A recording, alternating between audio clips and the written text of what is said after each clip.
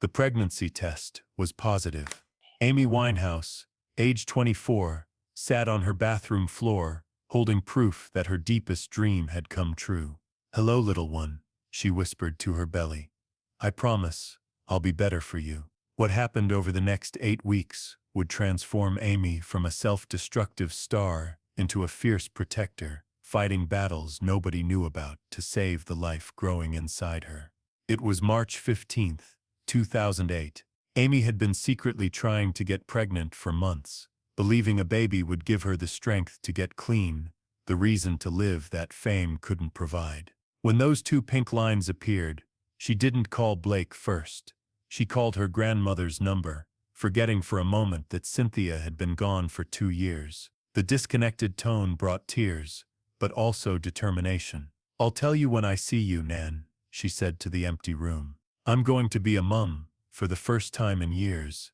Amy had hope. She poured every bottle of alcohol down the sink, flushed her pills, deleted her dealer's numbers. She named the baby already: Melody if a girl, Ray after Ray Charles if a boy. She bought a tiny pair of jazz-themed baby shoes and kept them in her pocket, touching them whenever she felt weak. This wasn't just a pregnancy, it was Amy's chance at redemption. But here's what nobody knew. Amy managed to stay completely clean for 7 weeks, creating a secret nursery and writing lullabies that would break your heart. Amy transformed the spare room in her Camden home into a paradise. She painted musical notes on the walls herself, staying up all night to get them perfect. She bought a vintage rocking chair where she'd sit for hours singing to her belly, teaching the baby jazz standards. "You're going to know every Dinah Washington song before you're born," she'd promise, her hands protective over the tiny bump only she could feel. She wrote 17 lullabies during those 7 weeks, the most creative period of her life. Songs like "Tiny Dancer in My Tummy," "My Little Jazz Baby," and "Love Stronger Than Addiction." The lyrics revealed a side of Amy the world never saw: tender, hopeful, absolutely devoted to someone she'd never met, but already loved more than life itself. She recorded rough demos on her phone, her voice soft and clear, completely sober. Her neighbor, Mrs. Patterson, remembers this period. Amy was glowing. She'd come over with paint on her hands, showing me baby clothes she'd bought, asking advice about morning sickness. She was only 7 weeks along, but had already bought enough baby supplies for triplets. She said, "Mrs. Payne, this baby is going to save me. I can feel it. Every time I want to use, I just think about their little heartbeat." Amy even started attending prenatal yoga classes under a fake name, making friends with other expecting mothers who had no idea who she was. For 7 weeks, she was just Sarah, a first-time mum, excited and terrified in equal measure. She found peace in normalcy, in talking about swollen ankles and weird cravings instead of albums and tours. Wait until you hear what Amy did when she found out Blake's reaction to her pregnancy and the impossible choice she had to make. When Amy finally told Blake she was 8 weeks pregnant, she'd waited, wanting to be sure, wanting to be strong. She presented it like a gift: the baby shoes, the positive test saved in a jewelry box, a Father's Day card already written. Blake's reaction shattered her world. "Get rid of it, today, or I'm gone forever." He wasn't ready to share Amy with anyone, not even their child. But Blake's threat went deeper. He revealed he'd been using heroin heavily, that he'd been unfaithful, that any baby of his might be born addicted or worse. "You want to raise a junkie's baby alone?" he asked cruelly. "Because I won't stop using, and you will too, eventually. You'll kill it with your addictions just slower than a clinic would." Amy spent the next 24 hours in agony. She loved Blake with a toxic completeness, but she loved the baby with something pure she'd never felt before. She made lists, reasons to keep the baby, reasons to listen to Blake. The baby column was longer, filled with hope. Blake's column had only one entry: "Without him I might relapse and hurt the baby anyway." She went to a private clinic on March 28, 2008, but couldn't go through with it. She sat in the waiting room for 3 hours, her hand on her belly, humming "My Funny Valentine" to the baby. Finally she stood up and left. "We're keeping you," she whispered. Daddy might not want you, but Mummy wants you enough for the whole world. But the most incredible part was Amy's secret visit to a special place that would change everything about how she saw motherhood. On April 2nd, 2008, Amy visited a neonatal unit at Great Ormond Street Hospital. She'd called anonymously, saying she was a pregnant woman, fearing for her baby's health due to past addictions. The nurse, not recognizing Amy under her disguise, showed her the IMEHU, let her see the tiny fighters in incubators, some born to addicted mothers, but surviving, thriving. One baby, born at 25 weeks to a heroin-addicted mother, was graduating to a regular cot that day. Amy watched the birth mother, clean now for 4 months, hold her daughter for the first time without wires. If she can do it, the mother told Amy, not knowing who she was talking to, anyone can. Love is stronger than addiction when it has a face. Amy spent 4 hours there, talking to mothers who'd overcome impossible odds. She donated £100,000 anonymously that day, specifically for babies born with addiction issues. She left with renewed determination, her hand never leaving her belly. You're going to make it, little one, she promised. And Mummy's going to be clean for you. Always. But that night, Blake returned, apologetic, manipulative. He'd brought wine to celebrate, he said, having reconsidered. Just 1 glass for the mother-to-be. Amy refused, but Blake wore her down, not with the wine but with words. Our baby would be born into chaos. Paparazzi stalking a pram, a dad in and out of prison, a mum the world calls a mess. Is that fair? You won't believe what Amy discovered about her own mother that made her rethink everything about becoming a parent. Desperate for maternal guidance, Amy confronted her mother Janice about her own pregnancy with Amy. What she learned changed everything. Janice revealed she'd also been young, scared, dealing with her own mental health issues when pregnant. She'd considered not having Amy, had even made an appointment she couldn't keep. You saved me by existing, Janice told Amy. Even before you were born, you gave me purpose. But Janice also revealed something darker. The family's history of postpartum depression, anxiety, addiction patterns that ran through generations like a cursed melody. Your grandmother had it. I had it. You'll likely have it too, Janice warned. But we all survived it. The babies made us stronger, even when we thought we were too weak to continue. Amy learned that her own birth had been traumatic. Emergency cesarean, 3 weeks in NICU, Janice unable to hold her for days. But the first time I held you, Janice said, everything made sense. All the pain had a purpose. You were the purpose. Amy cried for hours, seeing her mother not as the distant figure she'd resented, but as a woman who'd fought similar battles and won. This conversation gave Amy strength until April 5th, when cramping started, light at first, then stronger. She knew something was wrong but was terrified to go to hospital where she'd be recognized. She called a private doctor to her home, but by the time they arrived it was too late. Amy was losing the baby, her body betraying the life she'd tried so hard to protect. But then something beautiful happened in Amy's darkest moment of loss that would forever change how she viewed her purpose. As Amy miscarried the baby she'd already named and loved, she insisted on holding what could be held. The doctor tried to discourage her, but Amy was fierce. This is my child. The only time I'll ever hold them. Please, wrapped in the tiny jazz-themed blanket she'd bought.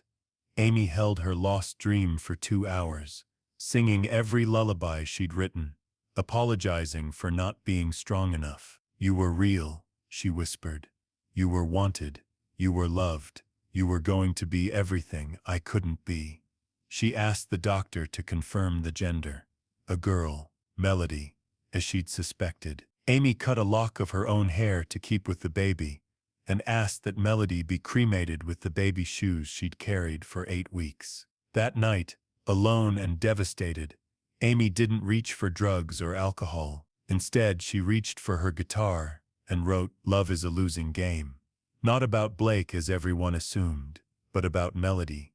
Every line was about the baby who lived in her heart for 8 weeks.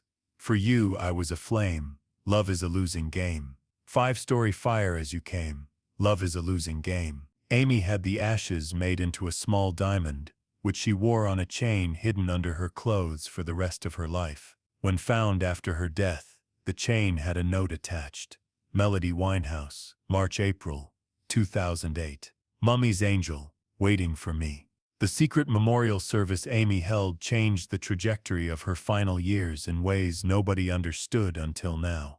On April 20th, 2008, Amy held a memorial service for Melody that nobody knew about. She invited only 5 people: her mother Janice, her bodyguard Andrew, her housekeeper Maria, her childhood friend Juliette, and surprisingly, her father Mitch. She'd told each of them separately about the pregnancy and loss, swearing them to secrecy. In her Camden garden at sunset, Amy had created a small shrine with the baby items she'd bought, the lullabies she'd written, and photos of herself pregnant, barely showing but glowing with hope. She played a song she'd written called 8 Weeks of Paradise, which she never recorded professionally. Those present said it was the most beautiful and devastating thing they'd ever heard. Melody lived for 8 weeks, Amy said through tears. But she taught me I could love something more than drugs, more than Blake, more than myself. She taught me I could be clean, even if just for a while.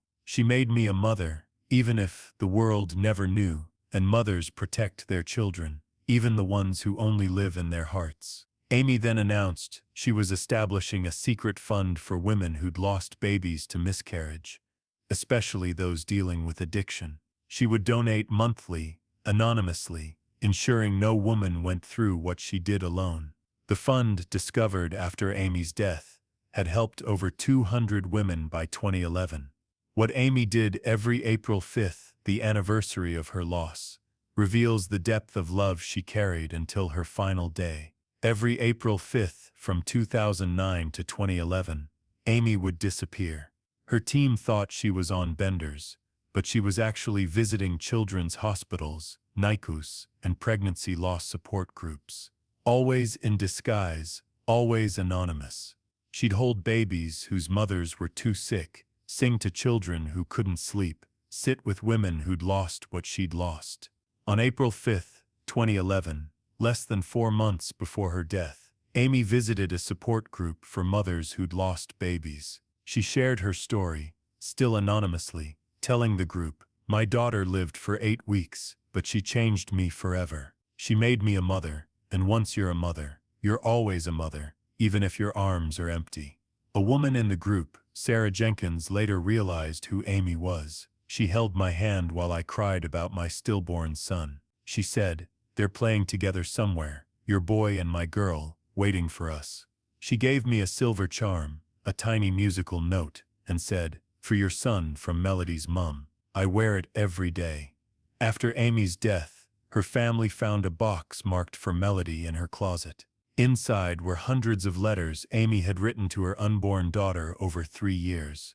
Each birthday, Christmas, and April 5th had a letter.